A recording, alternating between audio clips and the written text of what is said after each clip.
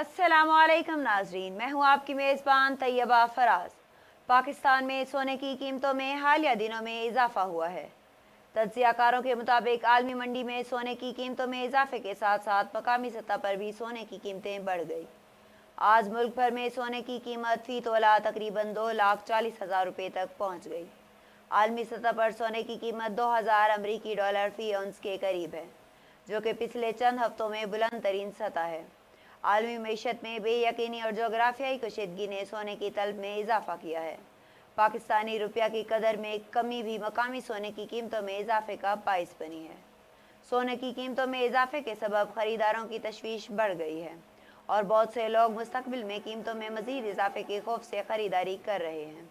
सोने की खरीदारी की बढ़ती हुई तलब के पेश नज़र कई सोने की दुकानों ने खसूसी स्कीमें और रियायतें मुतारिफ कराई हैं। माहिरीन का कहना है कि अगर आलमी इक्तिसादी हालात में इस्तेहकाम नहीं आता तो सोने की कीमतों में मजीद इजाफे का इम्कान है। वो मशवरा देते हैं कि सरमायाकार और ख़रीदार कीमतों में इजाफे की मौजूदा सूरत हाल को मद्देनज़र रखते हुए फ़ैसला करें। पाकिस्तान में सोने की कीमतों में हालिया इजाफे के बाद सारिफीन और सरमायाकार दिन ही मोहतात अंदाज में फ़ैसले कर रहे हैं। आलमी और मकामी इक्तिसादी हालात पर गहरी नज़र रखना इस वक्त